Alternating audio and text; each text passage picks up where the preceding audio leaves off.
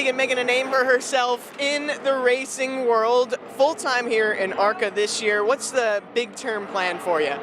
Man, it's been crazy, just the ARCA series, so many cool tracks that we get to go to, but long-term, obviously, the end goal is to make it to the Cup Series, which any racer here, that's their end goal. So I know we all got the same thing in mind, but yeah, it's a work in progress, learning curve. It's going to take time, a lot of development. The roar of engines, the smell of burning rubber, the checkered flag waving in the distance. NASCAR, a world dominated by male drivers for decades.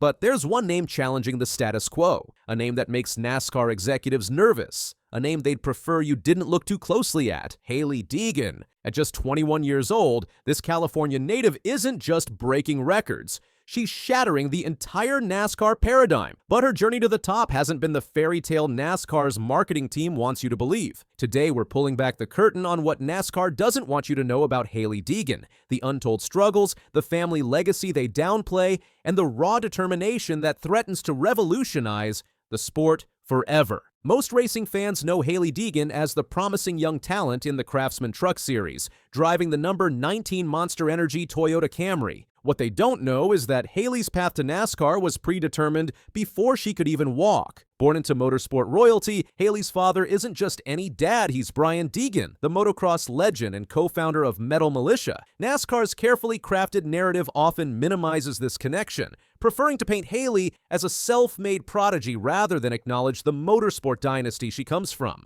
Why? Because NASCAR thrives on the small-town hero narrative, the notion that anyone from anywhere can make it to the top with enough grit and determination. The reality of racing's dynastic nature doesn't fit neatly into this marketing strategy. What NASCAR doesn't advertise is that by age 7, while most kids were learning to ride bikes without training wheels, Hailie was already dominating dirt tracks. By 8, she had graduated to trophy cart racing. And on her high school graduation day, she skipped the ceremony to compete in a race. This isn't just passion, it's programming. The Deegan family doesn't just race.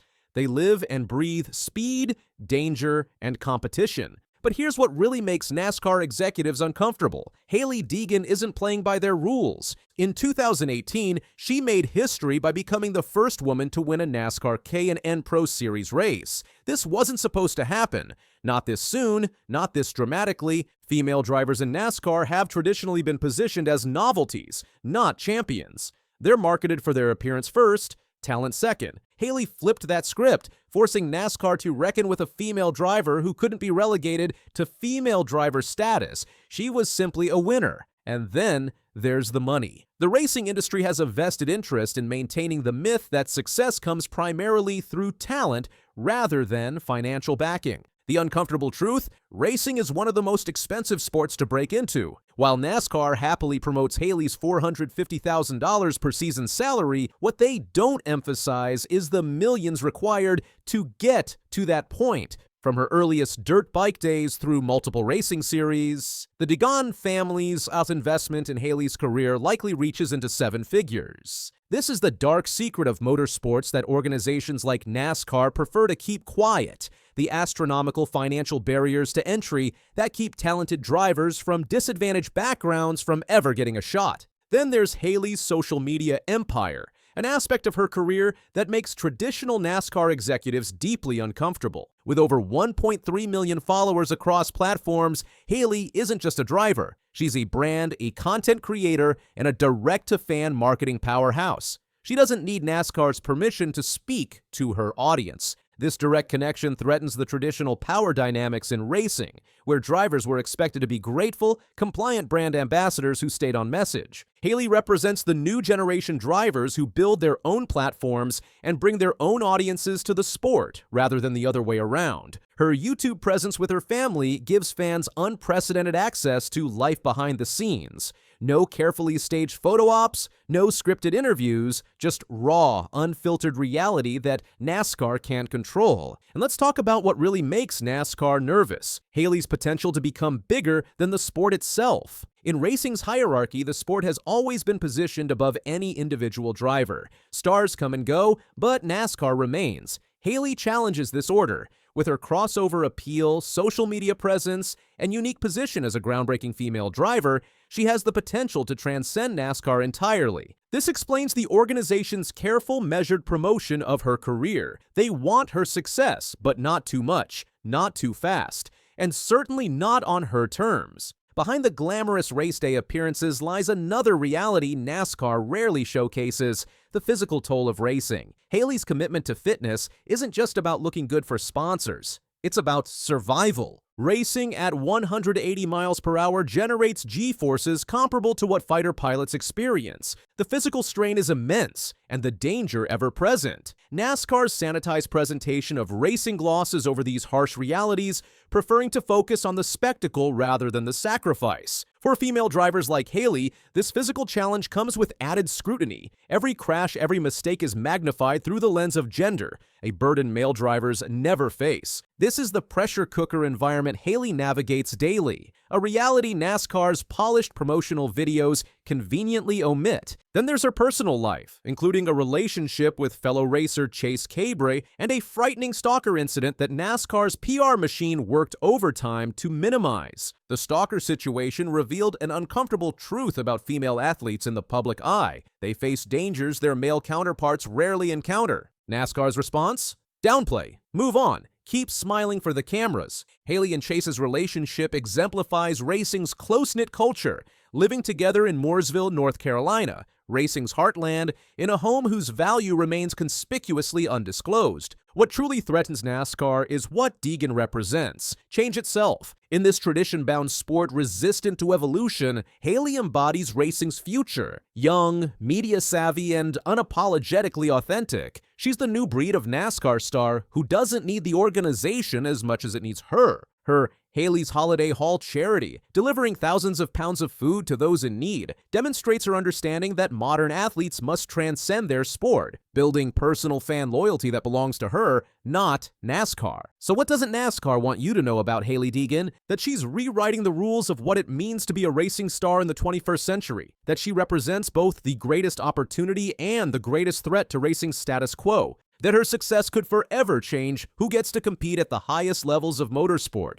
Hailie Deegan isn't just racing against other drivers on the track, she's racing against an entire system designed to control, contain, and capitalize on talent while maintaining the power dynamics that have defined NASCAR for generations. And that perhaps is what they fear most of all. What do you think about Hailie Deegan's impact on NASCAR? Will she change the sport forever, or will the system ultimately maintain control? Let me know in the comments below, and don't forget to subscribe for more untold stories from the world of motorsports.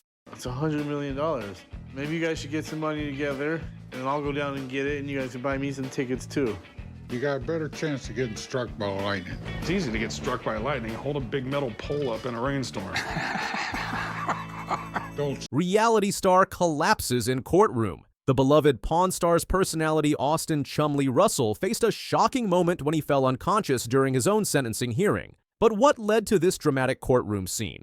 From pawn shop worker to millionaire TV star to facing 20 years in prison, Chumlee's wild journey took the most unexpected turn when police raided his Las Vegas mansion. Guns, drugs, and a secret double life? The lovable reality TV personality had a shocking dark side that nobody saw coming. For over a decade, Austin Chumlee Russell has been one of reality television's most beloved personalities. Known for his laid-back attitude and comedic timing on History Channel's Pawn Stars, Chumlee quickly became a fan favorite and household name.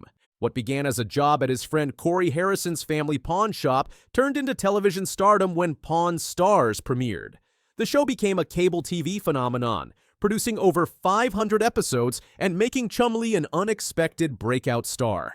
Despite being initially cast as the shop's comic relief, Chumlee proved his value by developing expertise in specific collectibles. His genuine personality and emotional connection with viewers helped cement his place in reality TV history. But as Chumlee's fame grew, so did the pressure. In his own words, "I've lived two completely different lives. Fame has a way of making you feel invincible. I was determined to enjoy every moment, especially when people recognized me everywhere I went. That fame translated into serious money." Chumlee leveraged his celebrity status into multiple business ventures, including a candy shop on the Las Vegas Strip and a personal clothing line. His social media showcased a life of luxury, expensive cars, a mansion, and an extensive collection of sneakers and jewelry. However, behind this carefully crafted public image, a troubling reality was taking shape. I went from being an ordinary guy to someone who couldn't go to Walmart without taking 500 photos.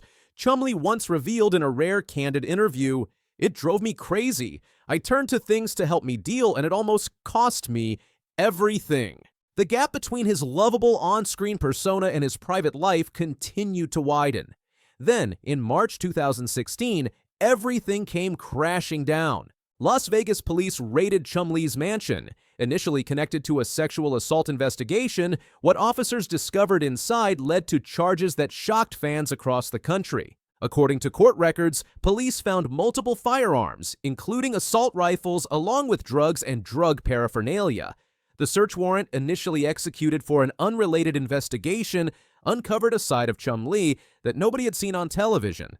While no sexual assault charges were filed due to insufficient evidence, prosecutors built a strong case on multiple felony weapons and drug charges. If convicted on all counts, Chumlee faced up to 20 years in prison. The legal battle that followed captivated both entertainment news and Chumlee's millions of fans. As he entered the courtroom for his trial, camera flashes illuminated his somber expression. Notably absent were his Pawn Stars co-stars. Prosecutors painted a damning picture, presenting evidence of what they described as serious violations of controlled substance and firearms laws. Photos displayed in court showed the extent of items seized from Chumlee's home, causing the reality star to stare at the floor and shake his head. Chumlee's defense team argued that their client had no prior criminal record and that his fame had clouded his judgment, making it difficult to distinguish between normal and excessive behavior. They emphasized that he never intended to harm anyone and had maintained a positive public image in many ways. As the trial progressed, plea negotiations became central to the proceedings. The stakes couldn't have been higher, not just Chumlee's personal freedom, but his entire career and the millions of dollars that came with it. On the final day of proceedings, the courtroom was packed with Pawn Stars fans, some holding supportive signs. Judge Michael Davidson reviewed the plea agreement reached between prosecution and defense teams. Chumlee had pleaded guilty to one firearms charge and one minor drug offense, with the remaining charges dropped as part of the agreement. Though his legal team exchanged cautious glances, Chumlee remained tense. The judge announced that Chumlee would receive 3 years of probation, requiring counseling, regular drug testing, and 200 hours of community service. All items seized during the raid would be forfeited. The shocking twist? Any probation violation would automatically trigger a 3-year prison sentence without another hearing. "Mr. Russell," the judge declared, "you are hereby sentenced to 3 years of probation with strict compliance supervision. Any violation will result in immediate incarceration for 3 years. Do you understand these terms?" What happened next stunned everyone in the courtroom. As the full conditions were read, Chumlee's face turned pale. Beads of sweat formed on his forehead. The reality TV star who had entertained millions suddenly began to sway. His attorney noticed something was wrong and grabbed his arm, but it wasn't enough. Chumlee collapsed forward. Security personnel rushed to his side as his labored breathing echoed through the courtroom. Medical staff pushed through the crowd as photographers captured the chaotic scene. The beloved Pawn Stars personality was unconscious, suffering what appeared to be a severe panic attack as the world watched. 3 days later, Chumlee released a video statement from his home. Though still visibly shaken, his trademark smile had returned. "Facing the consequences of my actions seems to have triggered my anxiety," he said, attempting his usual humor. "Doctor says I need to make better choices, and I know he's right." In a surprising turn of events, the History Channel reportedly wanted him to remain on the show after recovery. An anonymous source suggested the network saw his legal troubles as an opportunity for a genuine redemption storyline, though official representatives declined to confirm future plans. In subsequent statements, Chumlee adopted a more serious tone. "I let my reputation cloud my judgment. I made mistakes that could have cost me everything, and I promise my fans I won't waste this second chance." When asked directly about his return to television, Chumlee responded thoughtfully, Right now, I'm focused on being healthy and making better decisions. The show has been my family for many years, and I hope to make them proud again. What was once viewed as a potential career-ending scandal had transformed into a turning point. Chumlee appeared to focus on his legitimate business ventures while adhering strictly to court mandates. Fans flooded social media with supportive messages. For those who watched Austin Chumlee Russell rise from unknown pawnshop worker to television star, this courtroom drama serves as a stark reminder of fame's hidden pressures. His collapse represented not just a physical breaking point, but potentially the emergence of a more authentic public persona from behind the carefree character we've known for years. What do you think about Chumlee's journey? Has fame's pressure changed his judgment? Let us know in the comments below. Don't forget to like this video and subscribe for more fascinating stories about your favorite celebrities. Bradley Cooper, the Oscar-nominated actor, director, and Hollywood heartthrob, has just dropped a bombshell about his future in the industry. And trust us, you won't see this coming. From his rise to fame to his shocking new revelation, we're breaking it all down. Stick around because this is big. What would happen if you had a pill that could open 100% of your brain? And what would you do with it? Suddenly, I had access. Bradley Cooper wasn't always the A-lister we know today. He started with small TV roles before hitting it big with The Hangover in 2009. That movie turned him into an overnight sensation. Again. Well, pay now or forever regret missing out on the experience of a lifetime, guys. You're good. You got it. Thank you. Thank you, Rose. Thanks. Thanks, Bob. Way to go. But Cooper wasn't just a comedy star. He proved his dramatic chops in films like Silver Linings Playbook and American Sniper, earning multiple Oscar nominations. How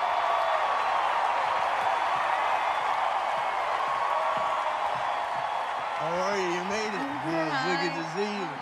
Everything all right? Then came A Star is Born, the movie that cemented him as not just an actor, but a director and musician. But now, things are taking a surprising turn. Bradley Cooper has recently shared some surprising thoughts about his career in Hollywood, which have left fans both curious and a bit worried. In interviews, Cooper has expressed his concerns about how the movie industry is changing, especially with the rise of streaming services. He believes that the old way of making money in Hollywood is no longer viable and is considering finding new ways to earn a living that might not be related to filmmaking. Cooper's concerns stem from his own experiences in the industry. He has seen firsthand how the shift to streaming has altered the financial landscape for filmmakers. Instead of relying solely on traditional movie profits, he is thinking about exploring other revenue streams. This could involve venturing into different business ventures or creative projects outside of the film world. For Cooper, this shift is not just about adapting to change, it's also about finding new opportunities that align with his passions and values.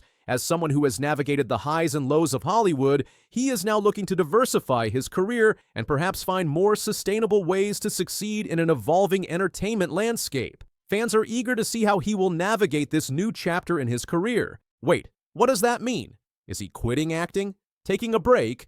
Switching careers? Let's explore this. Sources close to Bradley Cooper have shared that the actor is feeling drained from the constant demands of Hollywood after dedicating decades to his craft. This burnout has led him to consider a significant change, stepping back from acting and focusing more on directing. Cooper has already shown his skill as a director with his debut film, A Star is Born, which received widespread critical acclaim and numerous award nominations. His passion for storytelling and filmmaking is driving this potential career shift. By taking a break from acting, he can focus on creating meaningful projects that resonate with him, allowing him to explore new creative avenues. This move isn't surprising, given Cooper's history of overcoming challenges. He has faced setbacks in his career, including feeling left out in the early days of his acting journey and struggling with personal issues like addiction. However, he has always managed to bounce back, and his resilience has been a hallmark of his success. Fans are excited to see what new projects Cooper will take on in this next chapter of his career, whether he continues to act, directs more films,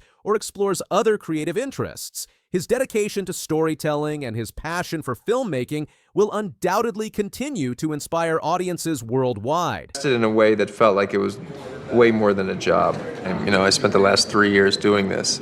The whole idea of this movie was to be authentic. I knew that I had the real deal with Lady Gaga. So Cooper has always been passionate about filmmaking. His directorial debut was a massive success, and rumors say he's already working on his next project, but this time, strictly behind the camera. Some insiders believe there's even more to Bradley Cooper's potential career shift than meets the eye. While it's already being speculated that he may scale back his acting commitments or dive deeper into directing, rumors swirling in Hollywood hint at an even more dramatic move. Cooper might be considering a complete hiatus from the industry. This wouldn't just be a strategic career decision, but a deeply personal one.